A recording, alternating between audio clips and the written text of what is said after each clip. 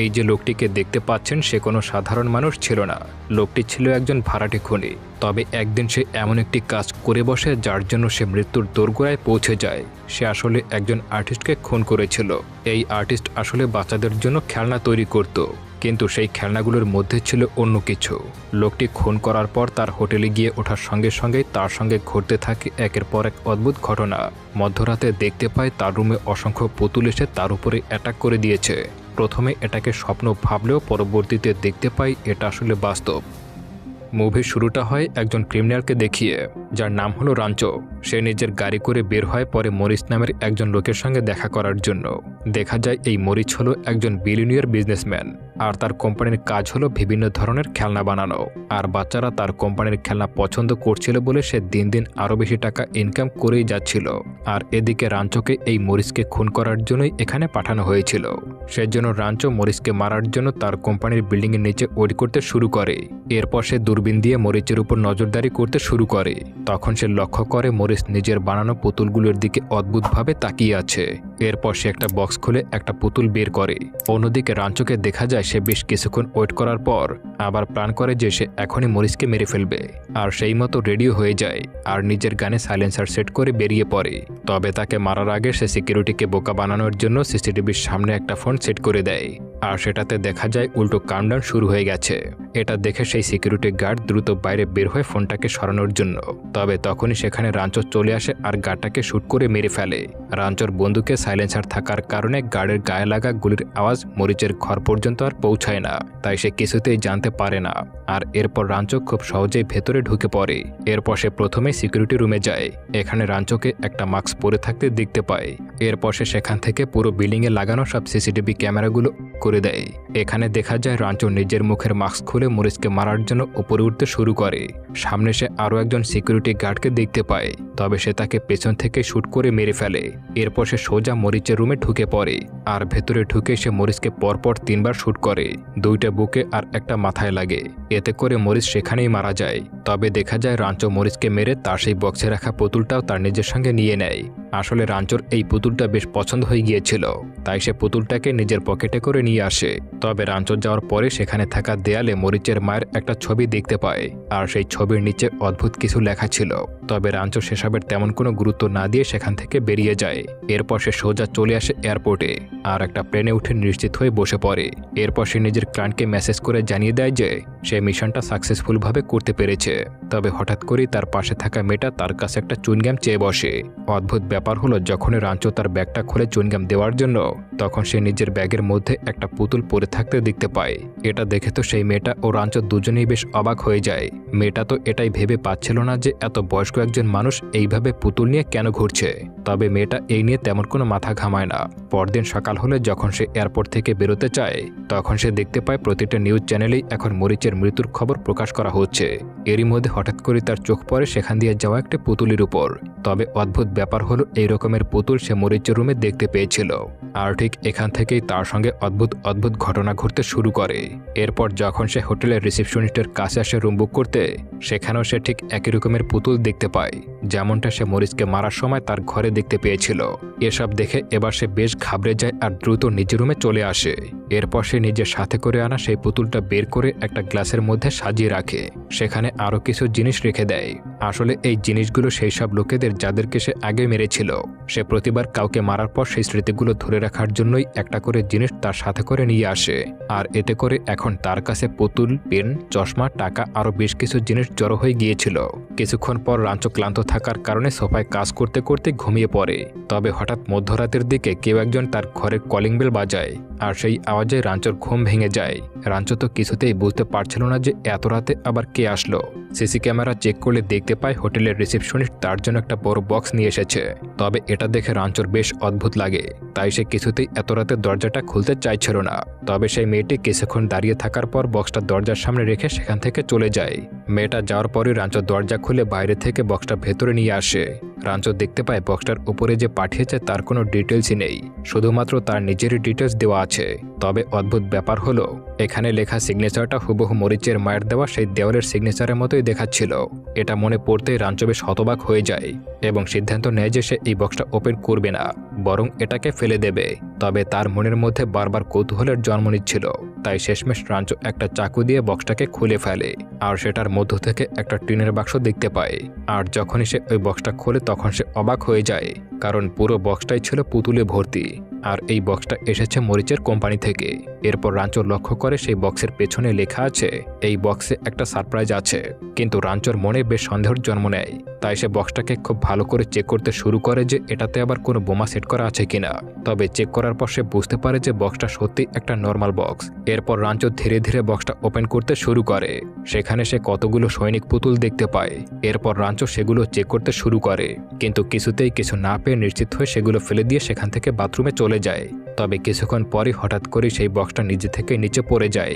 এই আওয়াজ পেয়ে রাঞ্চো দ্রুত সেখানে চলে আসে সেটা দেখার জন্য, কারণ তার একেবারেই স্পষ্ট মনে ছিল যে বক্সটাকে সে মাঝের দিকে রেখেছিল। তবে যখনই রাঞ্চো সেই বক্সটা চেক করতে আসে তখন সে একেবারে হতবাক হয়ে যায়, কারণ সেই বক্সে এখন আর কোনো সৈনিক পুতুল নেই, সবগুলোই উধাও হয়ে গেছে। বক্সটা ছাড়া সেখানে আর কোনো কিছুই খুঁজে পাওয়া যায় না। এরই মধ্যে হঠাৎ ঘরের পরিবেশ কেমন যেন অদ্ভুত হতে শুরু করে। ঘরের পর্দাগুলো উঠতে শুরু করে আর সব লাইটগুলো অন অফ হতে শুরু করে দেয়। এসব দেখে রাঞ্চো সুইচ চেক করতে গেলে দেখতে পায় লাইটের তারগুলো কেউ একটা কেটে দিয়েছে। এরই মধ্যে হঠাৎ রাঞ্চোর পায়ের মধ্যে কেউ একটা ছুরি ঢুকিয়ে দেয়। রাঞ্চো যন্ত্রণায় বসে চেক করতে গেলে দেখতে পায় সেই পুতুল সৈনিকদের মধ্যে একজন তার পায়ে নিজের অস্ত্র ঢুকিয়ে দিয়েছে। এটা দেখে এবার রাঞ্চোর বিশ্বাস হয়ে যায় যে এই অদ্ভুত কাজগুলোর পেছনে সেই পুতুল সৈনিকেরা রয়েছে। সে দেখার জন্য নিচে তাকাতেই সেই সৈনিকরা তার উপরে ফায়ারিং করতে শুরু করে। যদিও এই ছোট্ট গুলি তার কোনো ক্ষতি করতে পারছিল না, কিন্তু এমন ভুতুরে কাণ্ড দেখে সে ভীষণ ভয় পেয়ে গিয়েছিল। তবে হুট করেই একজন সৈনিক রাঞ্চোর উপরে কামান ছুটতে শুরু করে।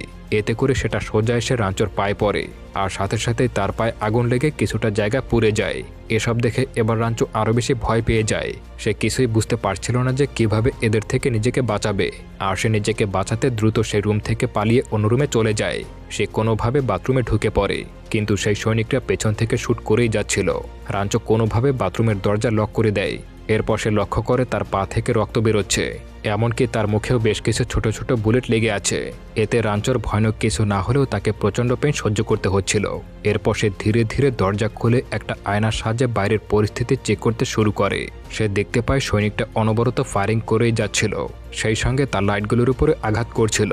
আর একে একে সব লাইটগুলোই তারা ধ্বংস করে দেয়।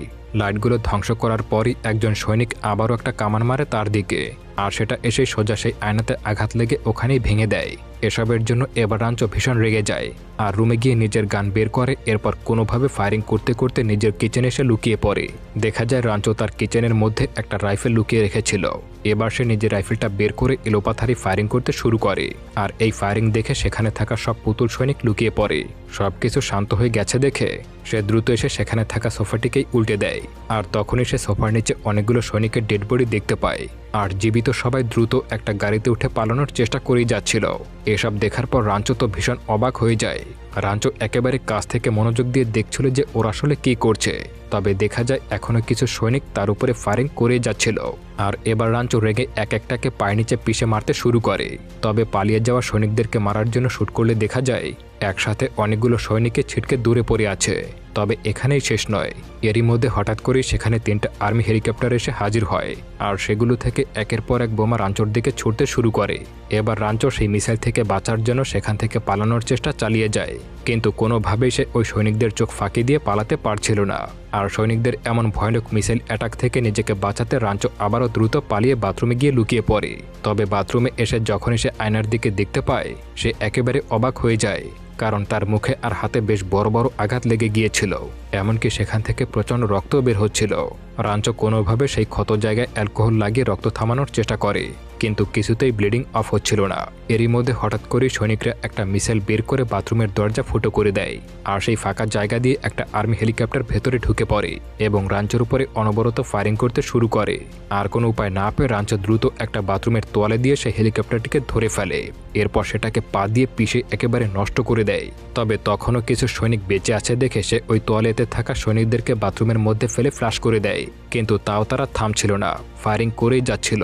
এতে রাঞ্চো রেগে কোমরের মধ্যে একটা হেডড্রায়ার দিয়ে ফ্লাশ করতেই সেখানে শক্ট হতে শুরু করে। এতে করে সেখানে থাকা সব সৈনিকরাই মারা যায়। এরপর সে বের হতে গেলে দেখতে পায় দরজার ওপাশ থেকে একজন তার জন্য একটা নোট পাঠিয়েছে, আর সেটা স্যারেন্ডার করতে বলা হয়। এটা দেখে রাঞ্চো বুঝতেই পারে না যে কি হচ্ছে তার সঙ্গে। সেই সাথে সে এবার ক্লিয়ারলি বুঝে যায় এই সৈনিকরা যুদ্ধ করার পাশাপাশি অনেক বুদ্ধিমানও। তাই রাঞ্চো সেখানে লিখে দেয়, যা ইচ্ছা তাই করো। সেই লেখাটা সে দিতেই যাবে তখনই সে বুঝতে পারে এটা একটা চাল ছিল। তারা আগে থেকে সেখানে মিসাইল রেডি করে বসেছিল, আর চিঠি দিতে আসতেই তারা সেটাকে রাঞ্চোর দিকে ছুড়ে মারে। আর এবার মিসাইলের আঘাতে দরজার সব জায়গায় ফুটো হয়ে যায়। তবে তারা রাঞ্চোকে মারার আগেই কোনোভাবে রাঞ্চো বাথরুমের জানালা দিয়ে পালিয়ে বাইরে বেরিয়ে আসে। তবে সে এখন 14 নম্বর ফ্লোরে রয়েছে, তাই সে এখান থেকে কিছুতেই নিচে লাফ দিতে পারবে না। সেজন্য সে আবারও পাশের ফ্ল্যাটে যাওয়ার চেষ্টা করে। আর ঠিক তখনই সেখানে আর একটা আর্মি হেলিকপ্টার এসে রাঞ্চোর উপরে ফায়ারিং করতে শুরু করে। আর এতে করে রাঞ্চো এবার ব্যালেন্স হারিয়ে প্রায় পড়েই যাচ্ছিল। তবে তার আগে সে তার গান বের করে সেই হেলিকপ্টারের উপরে শুট করে সেটাকে উড়িয়ে দেয়। এরপর সে কোনোভাবে ব্যালকনি পর্যন্ত চলে আসে আর শেষমেশ সে একটা স্বস্তির নিঃশ্বাস নেয়। তবে এদিকে বেঁচে থাকা সৈনিকদেরকে দেখা যায় তারা এখনও থেমে নেই। তারা নিজেদের কামান দিয়ে আবারও চেষ্টা চালিয়ে যায় রাঞ্চোকে মারার জন্য। তাদের প্ল্যান হলো রাঞ্চোকে সামনে পাওয়ার সাথে সাথে শেষ করে দেওয়া। এদিকে রাঞ্চো অনেক ভেবে একটা প্ল্যান করে বসে। সে একটা খেলনা হাঁসের সাহায্যে সৈনিকদের মনোযোগ বিভ্রান্ত করে, আর সুযোগ বুঝে একটা ফায়ার এক্সটিংগুইশারের সাহায্যে সৈনিকদের উপরে আক্রমণ করে দেয়। এতে পরিস্থিতি আরও ভয়াবহ হয়ে যায়। তবে হঠাৎ করেই কিছু সৈনিক একটা জিপে করে পেছন থেকে সে রাঞ্চোকে ঘিরে ফেলে আর অনবরত ফায়ারিং করতে শুরু করে। রাঞ্চো নিজেকে বাঁচাতে দ্রুত একটা গ্যাসের বোতলে আগুন লাগিয়ে সেটার সাহায্যে ওই জিপে আগুন লাগিয়ে সৈনিকদেরকে মেরে ফেলে। তবে এখানেই শেষ না, সেবার রেগে ওই সৈনিকদেরকে ধরে ধরে টুকরো টুকরো করে কাটতে শুরু করে আর পাগলের মতো এক এক করে সবাইকে মারতে শুরু করে।